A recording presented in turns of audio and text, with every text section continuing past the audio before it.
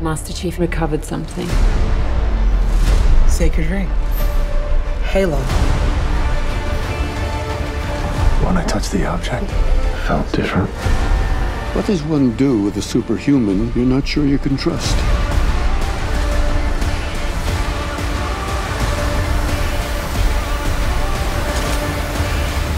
Find the Halo. Win the war.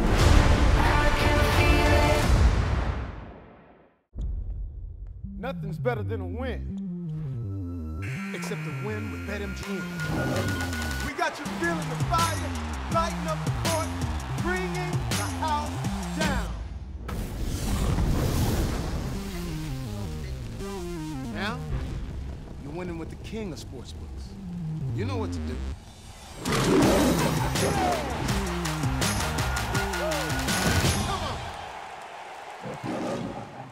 It's that time of year again, and everyone at KG Certified is excited about the BetMGM's March matchups. The college tournaments is even more exciting at the king of sportsbooks. New customers that place a $10 moneyline wager on any game will receive $200 in free bets if any team hits a three-pointer during the tournament. Yes, during the tournament. You gotta love those odds. Just use bonus code KG200 when you register. Anything can happen during BetMGM's March matchups, so get in on the action. Download the app and use bonus code KG200 to win $200 if any three-pointer is made during the tournament. Yeah! New customers only.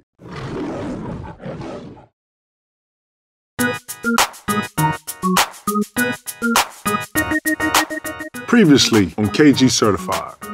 How was it watching Gary being in the league, man? Is it weird watching your son in the league? No, it's not really weird because we have been in the mindset of training for this forever. You know, a little situation with Beverly before the game. Is this where you had the fur on? And the killer piece. Ooh, that joint was cold, I know. Now there's kids that's putting you in that Magic Johnson space. How does that make you feel? Going to Boston, having the five go up in the Raptors, there was so many emotions, there was so much love in it. When I got to pulling it up and going like this and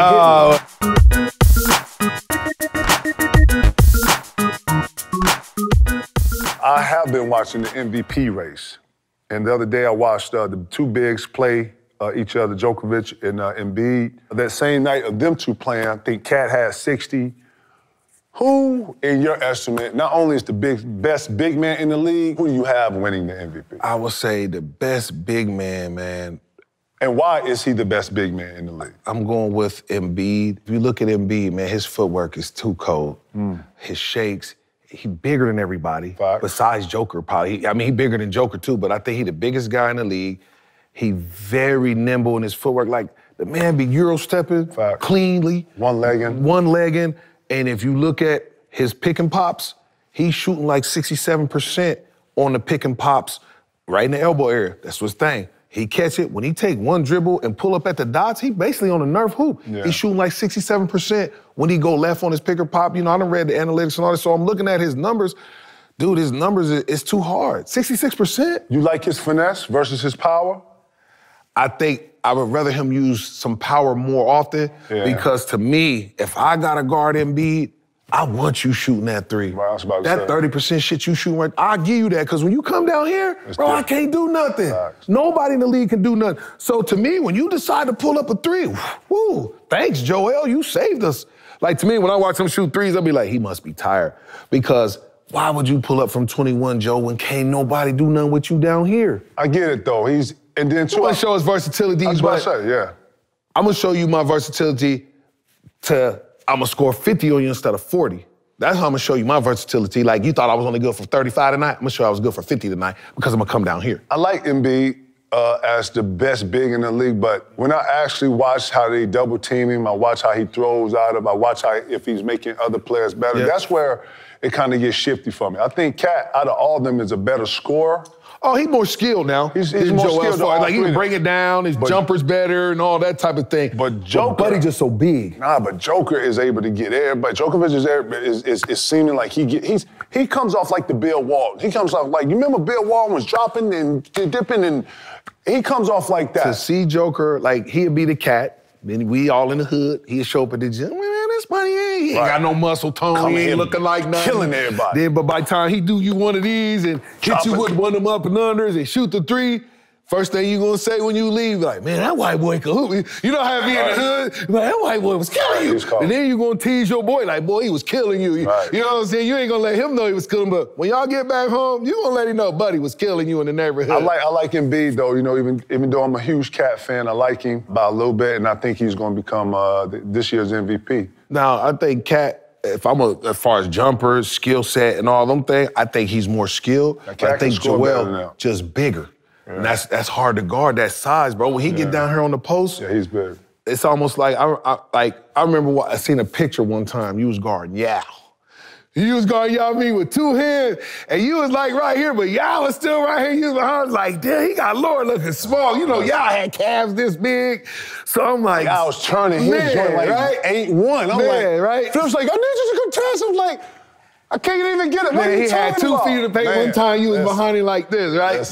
So that's what I'm saying. When you're trying to guard Joel would be, I'm not gonna say he's a new Shaq, because ain't gonna be no next Shaq. But he's the biggest guy in the league, and he's hard to guard because he can really get what he wants. Facts. He can get what he wants every night against any big. When you have to double team him versus your starting center, y'all having problems. What's your take on him and James together? You like it, love it, hate it? I think it's a better fit for James because now you got that inside-outside punch. You know, you had him, Kyrie, and KD. That was all outside. That was all jump shooters, all perimeter players. KD post up some, you know what I'm saying? But you're not a true back-to-the-basket guy. That's when you feel like you got an advantage. But everything else, you coming off down screens, you ball handling. So basically, all of y'all are really fighting over who gonna handle it. Because Kyrie want to handle it, James Harden got to handle it, KD gonna need it. So Nash had to get real crafty on his rotations to make sure everybody get a chance to get their minutes to eat. But it's a luxury too, because it's like, most teams got a big two. When you sub out your big two, I still got a Kyrie on the floor. Okay, Kyrie, come on out. James replace, KD replace. You always had an all-star on the floor at all times, and that's a very big luxury as a coach. That's hard to be manage too, though. Yeah, well, yeah, it could be, but you got to make sure all them same guys get shots, get their attempts. That's really what it comes down to. And that's where the minutes started being in and out. But you also get a chance to leave one of your all-stars in with the supporting cast and some leadership out there as well, too. Because, you know, I'm looking at the Lakers lineup last night, like, they got 5 bench guys out here with little experience or little bit of playing time or you know, the guys that's like 7 through 10 on the roster, they got all them guys out there, whereas you can put your guys out there 6th, 7th, 8th, 9th guy, as long as you got a Kyrie out there or a KD out there or a James out there still, because somebody can, all right, we need a bucket. Get us a bucket. Like last night, I could see the sense of urgency sometimes, like, the game jumped out 26-2 last night on the Lakers. So I see Bron get the rebound. I can look in his face. He like, I gotta get us a bucket. I'm about to get this high pick and roll, and I'm gonna ready bulldoze, full steam ahead. You know what I'm saying? He was going to the hole, but as the game went on, you wore down some. You're fatigued because you're trying to do everything. You're trying to help side rebound. You're trying to play center. You're trying to do this, and it's taking its toll. But as far as all of that, you like them two together? Yeah. James and I think that's going to be a good inside-outside. Still got to play through Embiid. James Harden is the complement to that. Embiid is the steak. You can be the mashed potatoes. You can be the dressing. You can be the vegetable. That's your steak is Embiid. Let me ask you this. Playoffs coming up real fast. We're going to look up and we're going to be slapped down in the middle of it. Who do you like coming out the East? I think the Raptors are 7th right now. I think Milwaukee, man. You like Milwaukee coming out the East? I like him because I ain't seen nobody stop Giannis. You know, he gave y'all a 50-piece on the way out last time. You know what I'm saying? So to me, I think Brooklyn going to give him that run, but Brooklyn is not going to be able to be but so good because I got Kyrie today, I don't have him tomorrow. So what about our chemistry? What about our rhythm? What about being able to like, okay, on the road, I got Kyrie, but when I come back home, it's just KD. So here's what we're gonna do. The games that we don't have Kyrie, let's double up on KD, throw it to such and such, make an old Blake or make somebody old beat us. We're not getting ready to let somebody we know can get 50, so now KD out there naked. See, by itself. Well, Ben Simmons is coming back pretty soon, I'm hearing, and then I want to see what they look like. And then you know what, too? What I feel like people haven't really pointed out about Brooklyn, they've gotten better with shooters, you know, with having Patty Mills, Seth Curry on the Four spacers. Four spacers, but guys who can knock down shots. That's a huge thing. They need four spacers because when Kyrie gets to attacking you or KD get to attacking you, who do you help from? Man. You can't help from Patty, you help from Seth. So now it's a pick your poison thing. You know what I'm saying? I love the kid Brown. I love him. I love his hustle. I love how he comes in and gives, kind of Brooklyn a live wire, somebody that's active or whatever. Energy. I'm just looking to see everybody. You know what we haven't seen a lot of times with teams? We haven't seen a lot of these teams healthy together. Haven't seen the Lakers healthy together. Nope. Haven't seen Brooklyn healthy together. Nope. Haven't seen all the parts of Philly together. Because even when James got there, he had the hamstring joint, just like he got now. Kyrie in and out. KD finally back healthy. The seedings are going to be off because teams aren't really healthy. Like, think about this. Celtics playing well. Like, what are the Think Lakers about all at the right teams now, that's playing right? well. I think the Lakers are like really low, like 9-10 or 8-9 or some, you know what I mean? Yeah. I'm just talking about the teams that as they get deteriorated, other teams are actually getting better.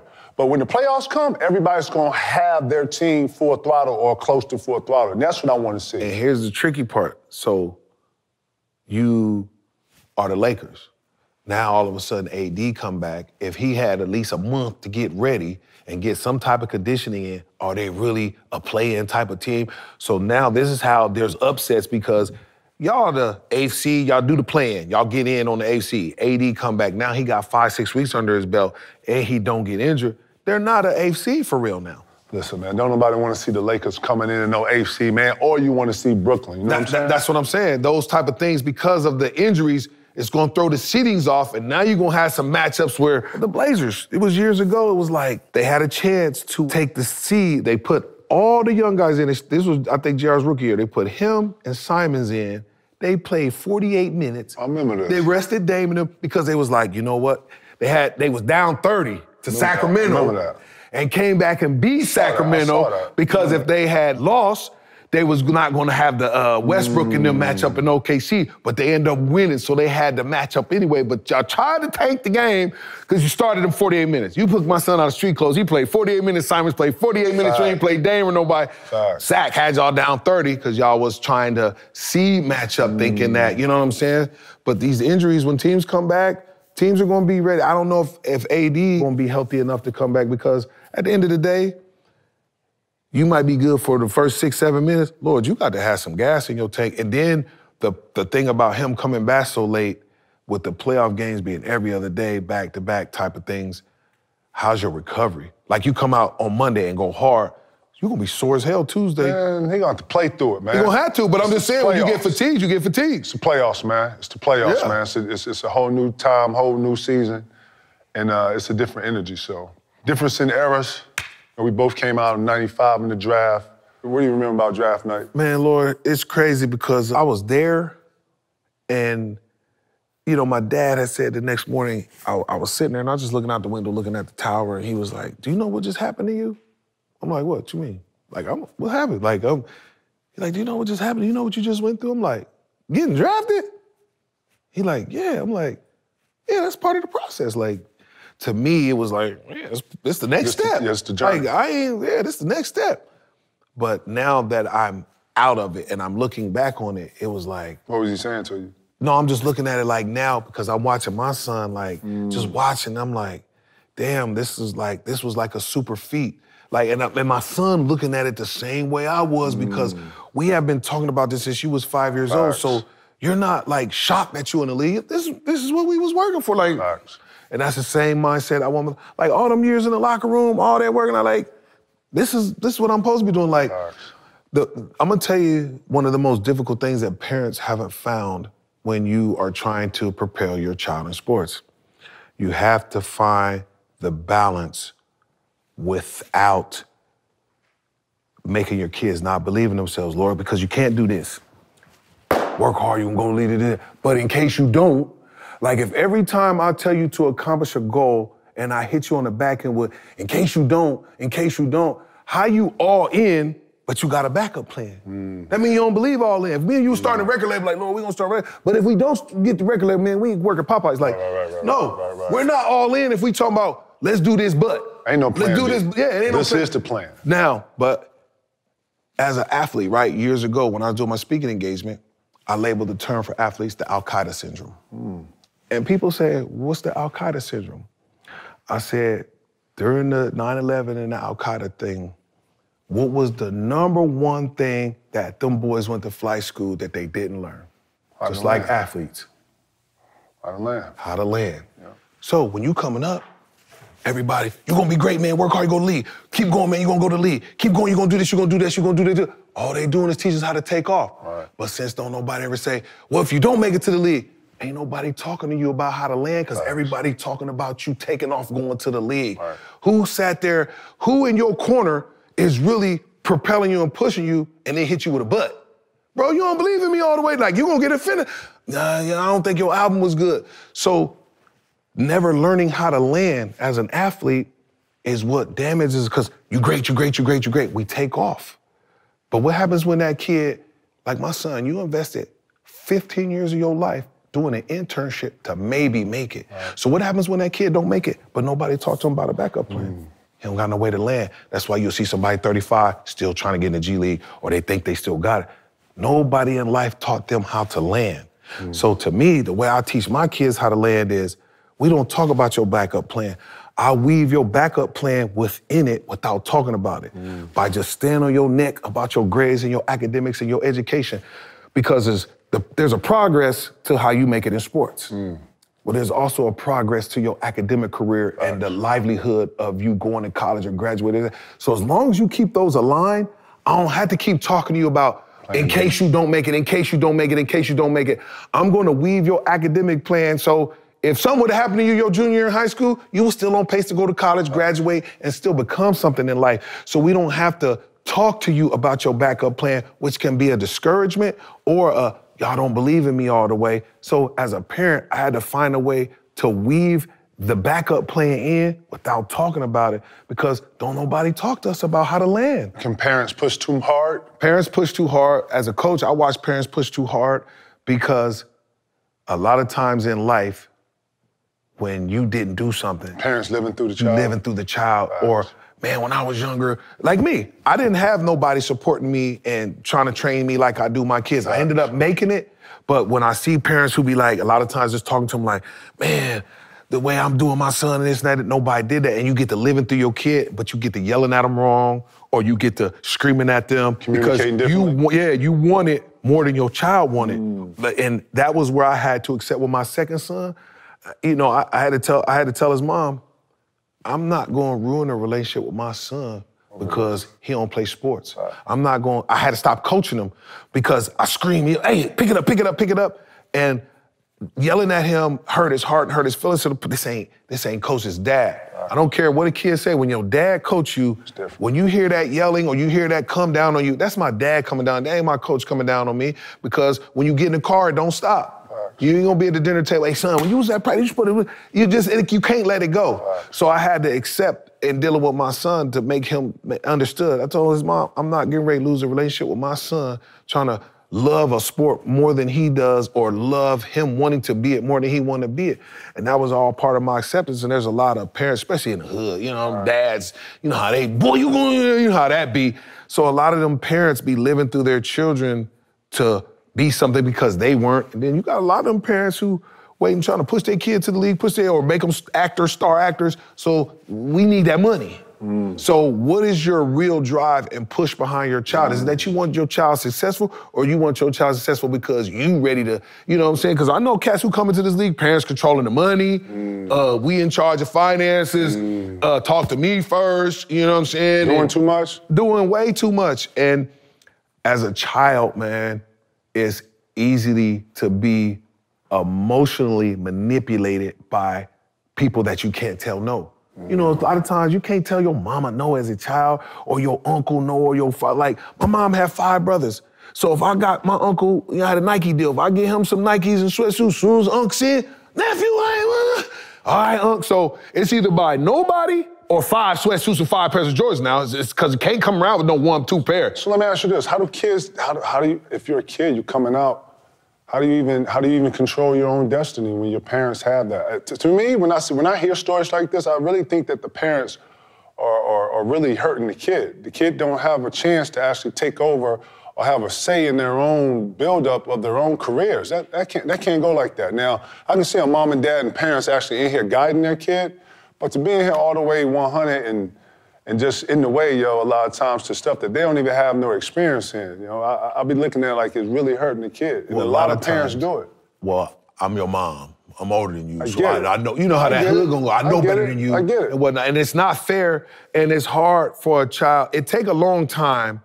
You either got to get fed up, or something got to happen for you just to be like, nah, I'm taking control of my own stuff. Because as long as things is going smooth, there's no reason to ripple it. Right. There's no ripple to create no separation or to let me rearrange this or that because ain't nothing happened. You done came out, everything going good, got mom her crib, this and that, so they happy at home. You happy that you was able to do that for them. But then your phone number, like I start telling family members, I got a 10-digit phone number, not a 3-digit. And they be like, what you mean? My number ain't 911. As soon as a cousin, oh man, I wrecked my car, okay.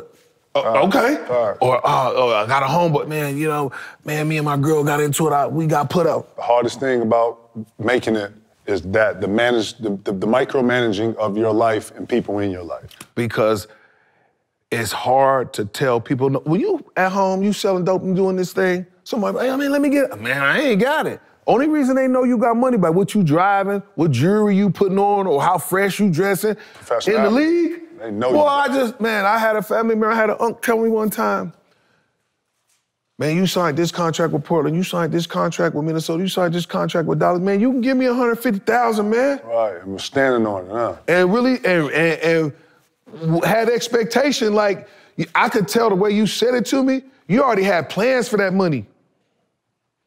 You know what I'm saying? And things of that nature.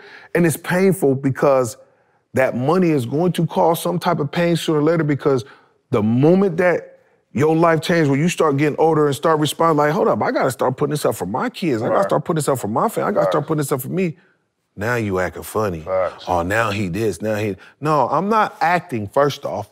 That's what you need to understand. I'm not acting. I told your ass no for real. So we're not acting here. That's what you need to understand. But at the same time, what would you have done? Like I had to tell a couple of family members, do you love me or do you love what I can do for you? Difference. You know what I'm saying? There's a difference. When you think of me, do you think, man, I can't wait to see cuz, man, we gonna kick back, man, we gonna play the game, we gonna talk some shit? Or you like, man, I can't wait to see cuz, man, car just broke down, man. What is your excitement about seeing me? Is it about us or is it about you? It's an agenda. It's an agenda. Always. Yeah, you know what I'm saying? People going through their own, think about their own. So I understand. And you would come think about it, man. You know, that gross almost $400 million. So I done had people say to me, man, $100 to me is like $5 to you. No, it ain't. And I said, no, it ain't. I said, because when I go in the grocery store, they don't change the price of green beans because I walked in. I'm going to pay $3 for them green beans just like you going to pay $3. So, no, my $100 is $100 to me. Let me hit you with something. Did it fuck you up when you saw Gary Trent Sr. not only go to the Portland Trail Blazers, who you was drafted, when you played. First team, yeah. Right? And then he went to the Raptors, who you played for. What's the odds of that, G? Then the smaller odds was you got traded in your third year at the 41st game. The same time I got traded in my third year at game 41. That's what made it even all. I was like, I told his mom, I was like, I need to go play. I need to go play the lottery. Like, should I play 41? Should I play 341? Do I box it straight? Like, what do I do? Because it was so many different numbers. Like, are both Portland, both our third year, both at the 41 game mark. You know what I'm saying? So I'm like, it wasn't even like the 20th game. It was both at the 41 game mark. And basically because it was almost at the trade deadline, because I had got traded like basically the day before the trade deadline. So, you know, All-Star break, right, halfway point. But it was funny, like, not only was it the squads, but the exact lineup of the games and all this and all that. And then what was funny, when you got there, somebody already had his number too. So now you got my Raptors number that I wore as a Raptor, 33. So it's just, when it was all lining up, I was like, man, I'm like, son, this might be the fit for you.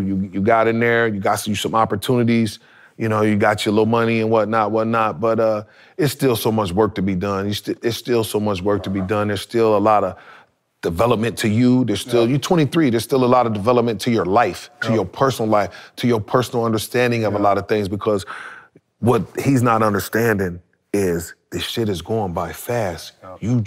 you're in the middle of the belly of the tornado, so you don't see how fast it's going. But as some person, when you watch a tornado on TV and you stand outside of it, the storm chaser who up in it, he's seeing all the debris, but when you watching it from down the street, you're like, man, look at that 150 miles.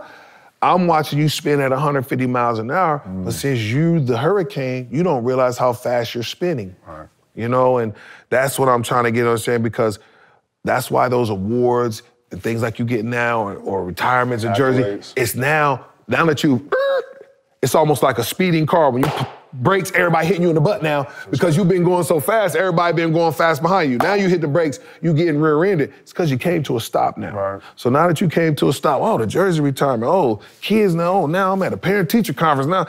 Everything is starting to come full circle because you came to a stop. It's almost like, you know, you be at the arenas. I got it. And you be looking for concessions, and you keep going in a circle, and you keep going in a circle, but as soon as you stop, now everything catch up to you. So it's the same with this. You haven't had a chance to stop. And it was the same with us. Just, life on the go, life on the go, life on the go, suitcase, out the suitcase.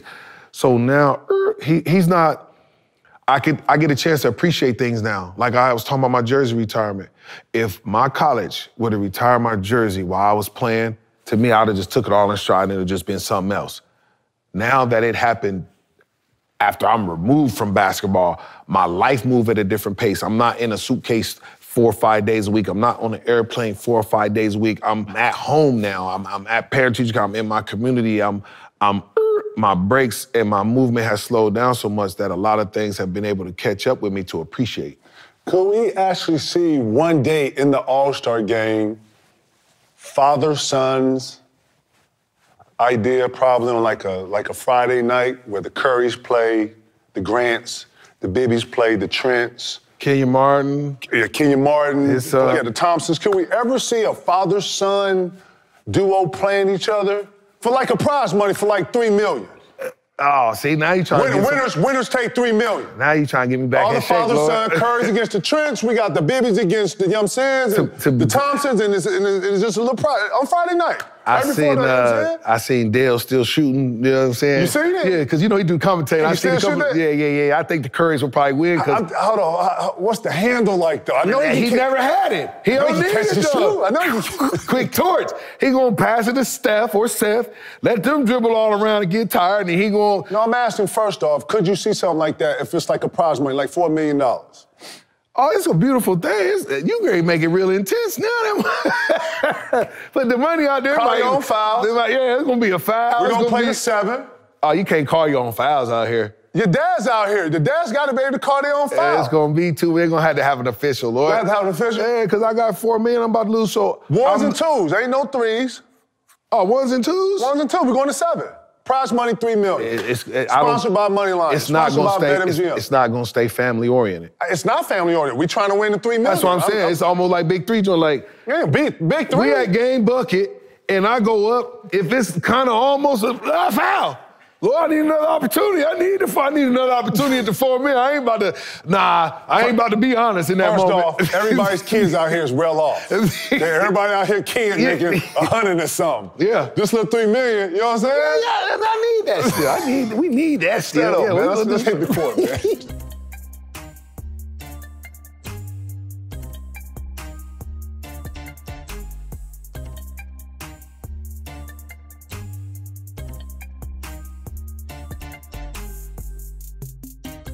These are the Anything's Possible BetMGM picks of the week. So you know March Madness coming up. I gotta ask, who you got in March Madness to win it all? I like the big boy from Minnesota, Chet. You know what I'm saying? That Gonzaga, he doing his thing. You know what I'm saying? That's your dog too, right? Yeah, he really representing really good out there. You know, I think Duke gonna always get herself a chance because, you know, they got coaching and they got a lot of love. And you keep a high seed, you give yourself a better opportunity all the time. You know what I'm saying? But it's gonna be tight out there this year, man, because there's always gonna be some upsets. I'm gonna tell you something that I've really been doing, though. I've really been tuning into a lot of the girl hoops. You know, because I watch so much male basketball as far as the NBA. When I get to watch like Don Staley and them coach, they got a big, I be liking them big 6'7", 6'8" girls in the post. I'm like, who you like for March Madness, man? That's what I'm trying to get to you. You know what I'm saying? Who you like in March Madness? Who you got? Probably Gonzaga. You got Gonzaga winning it all? I don't know. I just like them. I like to watch teams of people that I have a personal feeling for, like the dude Chet, he from Minnesota. Like I watch the Sixers because of Sam. Facts. He ain't even doing them. I'm like, my brother out there coaching. I'm watching, and then I'm gonna call him and tell him, man, get your old ass off the business. You know what I'm saying? But I just like watching teams that I got some. But yeah, I like them. I like the big boy. I don't know. I haven't watched a lot of college basketball, but the stuff that I have watched, man, it's been a couple teams. I think because of the Coach K storyline and how it's going, you know, I don't really know. But if I'm gonna pick somebody, I'm gonna pick Duke off the theory of Coach K going out that way. Yeah, he was salty that night. When North Carolina beat him, listen. So that's the last game on the court with your name on it, and this my last show. But he came out there like, hey, that was unacceptable. He was hot. Hey, he told the fan, y'all shut up. Like, damn, Lord, he told the whole Coach K. Right, y'all shut up. That was unacceptable. That's Coach K. Saturday, we got the Bucks at the T-Wolves at Minnesota. Who you liking in that? Cat just coming off 60, feeling good. Greek them. I'm going with the Bucks. I'm gonna tell you why. Veteran team, that championship experience, man. At the end of the day, that last 6 minutes of the game, those type of things mean something. And then with Cat coming off 60, they gonna, you know, oh, he hot. The scouting report got you in red. We gonna double that. We gonna do this and that. We gonna make somebody else beat us. Let's double Pat and make him throw it to Beverly. We're gonna double Cat, make him throw it to Pat, Beverly. I'm not gonna let Cat go for another 60 on me. I'm gonna look like a goofy coach. Who you picking in the game? You got the Bucks? I'm going with the Bucks. I just think the experience, and then now, okay, you're gonna be doing a lot of shooting. Somebody got to guard Giannis down there now. That's what I'm saying. You know what I'm saying? When you get that energy sucked, a lot of times, sometimes guarding guys down on one end take away a little bit from the offense. And that's where guys go wrong, because a lot of guys be like, they gonna slack on D to save it for the O. But nah, you catch your breather on offense. I actually like the T-Wolves at home. I think Cat playing well. He being spirited. I think this momentum gonna carry. And then the Bucks, I watched them against Golden State and against the Jazz. They're on the road, man. Yeah. It's a tough trip for them. So, but at this point right here, I got the T-Wolves at home. Okay. Saturday night, we got the Mavericks at Hornets. Dallas Mavericks. Luka coming in there. Melo at home. I'm going with the Hornets. Charlotte play different at home. Yeah, they play do. faster. In the playoffs, you get dissected. So once they start dissecting and taking this away and taking that away, like if you was to take Luka and put him in certain tight spots or double team him, make him get the ball out of his hand, who's next? It's a bit different. I know what you're saying. You're saying game plan be different. Yeah, like who? For regular season though. Yeah. Regular season, you like the Hornets. Charlotte at home. Charlotte at home. Young cats. Them young cats be playing energetic. I like Melo too, man. I actually think Melo's the face of the league coming soon. Him and Ja Morant and all the young guards that we have in the league right now. Yeah. He's one of the more exciting players to watch. Young cat just made the All-Star, you know what I'm saying? So they gonna be the face to watch. I love it. Sunday, we got the Boston Celtics against the Denver Nuggets in Denver. Denver. Joker, you know, he's still good. And it's something about that air. Lord, that altitude. air. What? Boy, get thin up there on you, you know what I'm saying? I hear they getting Murray back soon. I hear they getting Portis Jr. back soon, too, right? Porter I don't know if Murray gonna come back, but I heard Porter been practicing and whatnot. Now, Murray's on his way back soon. I don't know what the time They get those guys full go, they'll make a nice playoff team, but then it's gonna kind of almost boil down like to the AD situation. How many weeks of conditioning are you gonna be able to? Because listen, Lord, you come off that bench if you want to. Playoff is the most intense time of the season for a coach to be like, all right, here you go. Yeah. Lord, Can't these just walk dudes got 8 months of conditioning. Can't just walk in. Yeah, you can't. You can't even just walk in the regular season, let alone the playoffs. I like the Celtics on the road, actually, against Denver. I think the Celtics are playing spirited basketball, man. I love what I'm seeing from JT, Jayden Brown, like all these guys, man. And I like their intensity on defense. They look real connected on defense. They've turned it around. Talking, being active. Active hands, getting steals. Yeah, I like the Celtics on the road against the Nuggets. So Sunday night, we got the Raptors in Philly. Right, word? Yeah, going to that. Stay at Triple OGs. Say word. Yeah, word. I'm going to go there and stay at Triple OGs. Man, let me know, man. I might catch y'all out there. That'd be a good time. That'd be a good time. I already hit him and told him, no, I'll be there. Word? Yep. So Philly, so the Raptors in Philly. Who you liking that? I'm going with the Raptors. I need my son to go for 50, you know what I'm saying, and get the win. It's going to be a tough one, though, because you're going to have to probably switch off on Harden some and be bigger than all their bigs. Now, we got some athletic bigs, and they got some bodies to throw at him in Birch and Precious and whatnot, but he's still too girthy for them guys. So it's going to require some double teams, which is going to get some of them guys some open shots. And I think that's what's going to get them going. You know, like, to me, you almost got to play him head up and don't let them other guys get going and let him do a 40-piece or something like that. Because if he get 40 and get them going, you're dead. I'm watching teams trap him, though. I'm watching teams trap Joel Embiid now, making him get the ball out of his hand early. He played Brooklyn and had like 13 free throws in the first quarter. You know what I'm saying? But it's the double team, they're staying in it too long. When you double him, the double team is to make you get the once he pick his dribble up, get out of there. Right. Because first off, you're doing this, right? I get it. Don't come over here and start. Joe got the ball up here, so you're not really affecting all he do. He's just waiting on somebody to cut. Right. So once he pick it up and he's dead, get back to your man, because your man gonna be the one to cut and be open. Listen, man, so you like who you like in this matchup? Raptors. You like the Raptors. Me too. It's crazy you was gonna say that. I actually think when you play teams that you think you have the advantage, like I would look at Philly thinking they have the advantage because of the big. What you don't think about is how they play, man. The Raptors play helter-skelter. If they want them streaky teams that when you get all those guys hitting shots, it's hard to stop that. And, you know, their bigs are pick and pop bigs. They're not rolled to the, like Precious a roll, he can cram it, he can shoot the three. Birch is more of a, you know, jump hook guy right there in the middle of the lane. And Scotty, you know, Scotty's doing it all. He's shooting the three, he's shooting the mid-range, he getting a little post up. He gotta get a little more, you know, a little more crispy and, you know, in his dissect you up game. But those bigs, you know, but once again, you're talking about a rook trying to guard Joel. No. And like Precious, he 21. You know what I'm saying? So you got a lot of young cats who gonna be trying to guard that big girthy body, which is gonna require that double team and whatnot. The Raptors? Yeah, Raptors. I like the Raptors too. Sunday, we got the Spurs at been Warriors, struggling. and Draymond is back. You say the Spurs been struggling? I mean, I've been watching their games. They don't really, you know, the Murray kid, he doing his thing, but Pop ain't really got a Pop team. Like, you know what I'm saying? He ain't. Pop was trying to get his numbers, get on that. He got a little system and whatnot. You got the young fella been going hard. Murray doing his thing out there. But I just think as an overall team, Golden State at home, Draymond come back, he gonna be full of vigor. He out there talking. They gonna be excited to have him back. And the team move differently when he out there. The way he do the pick and roll, the way he look for Steph, the way he orchestrate, I think that energy coming back is going to give them an at-home boost. Steph, they're going to be looking forward to it because you know he looked for Steph. Right. So, you know, Clay going to be happy. I think Golden State going to win that one. It's just too much. I like Golden State in that too. Draymond, he's a game changer. And yeah, they will be too much at home against the Spurs. So I got the Warriors in that. And that was the Anything's Possible BetMGM Picks of the Week. Put something up there now, we're watching now.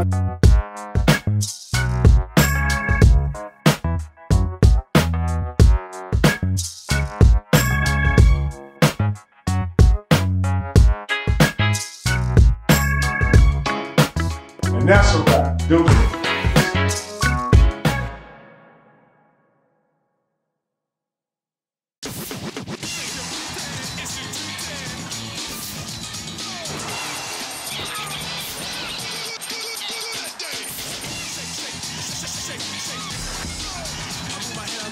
To the tempo.